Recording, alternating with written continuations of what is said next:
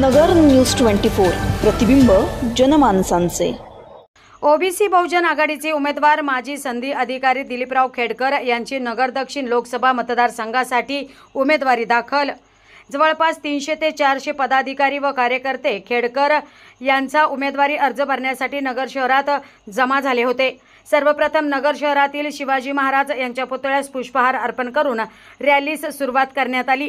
रॅलीत बैलगाडी, लेझिम पथक, ढोल पथक आदी मुख्य आकर्षण होते। जेसीबीच्या माध्यमातून फुलांची उधळण करण्यात आली। डॉक्टर बाबासाहेब आंबेडकर आणि महात्मा फुले यांच्या पुतळ्यास देखील पुष्पहार अर्पण करून माळीवाड्यातील विशाल गणपतीचे दर्शन घेऊन खेडकर हे आपला उमेदवारी अर्ज भरण्यास जिल्हाधिकारी कार्यालयात पोहोचले आणि आपला उमेदवारी अर्ज दाखल केला। प्रतिनिधी अजर सय्यद, नगर न्यूज 24, अहमदनगर। मी मागील काही महिन्यापासून की ओबीसी आणि वंचित घटक यासाठीच काम करत आहे। विशेषतः आपल्या भागातला जो काही गरीब शेतकरी आहे, जो पाण्यापासून वंचित आहे, जो ऊसतोड कामगार आहे, ज्याच्या हातामध्ये कोयता वर्षानुवर्ष तो कोयत्याने ऊस तोडतोय, म्हणजे तो काय भटकंती करतोय, हे थांबवण्याच्या दृष्टीने मी महत्त्वाचं काम करणार आहे। सगळ्यात महत्त्वाचं म्हणजे या भागाला पाणी आणणं, कायमस्वरूपी पाणी आणणं। त्याच्यामध्ये गोदावरी आणि कृष्णा खोरे या दोन्हीकडून, काही भागाला गोदावरी, काही भागाला कृष्णा खोरे, तिथून आपण पाणी आणू शकतो। दुसरी गोष्ट की ऊसतोड कामगार जो आहे तर यांचं जीवन अत्यंत त्रासदायक आहे, क्लेशदायक आहे। हे थांबवण्याच्या दृष्टीने जर पाणी त्या ठिकाणी आलं तर त्यांना ऊस तोडायला जायची गरज नाही। आणि तिसरा जो काही महत्त्वाचा मुद्दा आहे रोजगार निर्मिती। अत्यंत अनेक तरुण या ठिकाणी रोजगाराविना निराश झालेले आहेत। त्या निराशामधून काही व्यसनाकडे पण वळताना दिसतात आणि ते झाल्यामुळं, रोजगार नसल्यामुळे त्यांचे लग्न होतानाही दिसत नाहीत। म्हणून तरुणासाठी इंडस्ट्री जी आहे शहरामधली किंवा नवीन इंडस्ट्री आपल्या भागामध्ये आणणं, प्रत्येक तालुक्याला MIDC करणं, औद्योगिक वसाहत करणं, मोठे जे काही गावं आहेत, उदाहरणार्थ समजा मोठा देवी असेल, इकडचं भगवानगड असेल, असे जे काय आहे, जसं रांजणगावचा विकास झाला तशा पद्धतीने त्या भागाचा विकास करण्याच्या दृष्टीने माझे प्रयत्न असतील। याचबरोबर ओबीसी आणि मराठा आरक्षण जे आहे, ओबीसीच्या आरक्षणामध्ये मराठांनी जे काही अतिक्रमण केलेलं आहे ते थांबवण्याच्या दृष्टीने माझे त्या ठिकाणी प्रयत्न असणार आहेत। त्याचबरोबर शिक्षण असेल, आरोग्य असेल, तुमचं महिला सबलीकरण असेल, शेतकऱ्याच्या शेतीमालाचे प्रश्न असतील, असे अनेक प्रश्न आहेत। त्या सर्व प्रश्नासाठी ते सोडवण्यासाठी मी अहोरात्र प्रयत्न करणार आहे।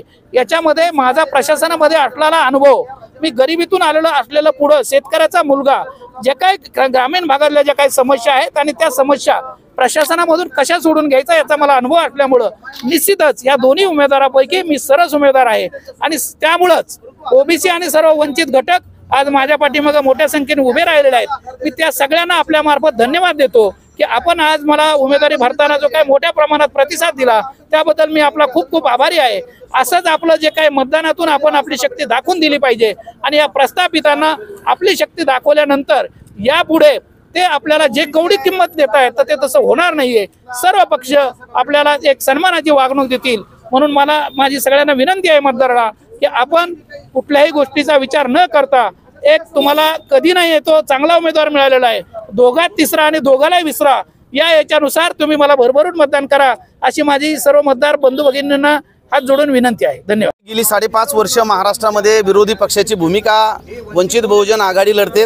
आदरणीय बाळासाहेब आंबेडकरांच्या नेतृत्वाखाली 5 वर्ष आम्ही सर्वसामान्य शेतकरी कष्टकऱ्यांचे विषय घेऊन रस्त्यावरती येऊन आंदोलन करतोय। आणि म्हणून वंचित बहुजन आघाडीचा जो जनाधार आहे, गेल्या 19ला 6 महिन्याचा पक्ष होता, 43 लाख मतं घेतली। आता 5 वर्ष आम्ही सगळेजण कामं करतोय, त्याच्यामुळे आमचा जनाधार वाढलेला आहे। ऐनवेळेस महाविकास आघाडीनं आम्हाला ठेंगा दाखवला, पडणाऱ्या 2 जागा देतो म्हटले, 48च्या मतदारसंघातले मतं घ्यायचे आणि 2 पडणाऱ्या जागा द्यायच्या, म्हणजे इथं विस्थापितांचं राजकारण त्यांना उभं राहू द्यायचं नाही आहे। आणि म्हणून स्वबळावरती निवडणूक लढवण्याची भूमिका वंचित बहुजन आघाडीनं आदरणीय बाळासाहेब आंबेडकरांनी घेतलेली आहे। गेल्या 40-45 वर्षामध्ये आदरणीय बाळासाहेब आंबेडकरांनी सोशल इंजिनिअरिंग केलेलं आहे, म्हणजे ज्या समाजाची मतं तुम्हाला लागतात परंतु त्यांना तुम्ही प्रतिनिधित्व देत नाही। आणि म्हणून अशा समूहांना, छोट्या छोट्या जातीतल्या लोकांना भले निवडून येणार नाही, पण 2019ला आम्ही त्यांना उमेदवारांमध्ये प्रतिनिधित्व दिलेलं आहे। यावेळेस देखील आदरणीय बाळासाहेब आंबेडकरांनी जवळजवळ 45 जागेवरती सोशल इंजिनिअरिंग केलेलं आहे। नगर जिल्ह्यामध्ये 2 जागा आहेत, शिर्डीची जागा बौद्ध समाजाला दिलेली आहे आणि ही जी जागा आहे ही जागा ओबीसी समाजाला दिलेली आहे। ओबीसी चळवळीतले एक निवृत्त झालेले संधी अधिकारी की ज्यांना गाढा अभ्यास आहे, तिथल्या सगळ्या सामाजिक, राजकीय, आर्थिक ज्या अडचणी आहेत त्याच्या अनुषंगाने ज्यांचा प्रशासनामध्ये असल्यामुळे तो अनुभव असल्या कारणानं त्यांनी उमेदवारी मागितली पक्षाकडे। मुळात ते ओबीसी चळवळीतले कार्यकर्ते आहेत। महिनाभर त्यांनी ओबीसी बहुजन पार्टीच्या माध्यमातून लोकांमध्ये गेलेले आहेत। आज अधिकृतपणे आदरणीय बाळासाहेब आंबेडकरांच्या सहीचा एबी फॉर्म दिलीप खेडकर या उमेदवाराला जोडला गेलेला आहे आणि म्हणून ते आज वंचित बहुजन आघाडीचे अधिकृत उमेदवार आहेत। नवीन बातम्या आणि ताज्या घडामोडींसाठी आजच आपल्या चॅनलला सबस्क्राईब करा।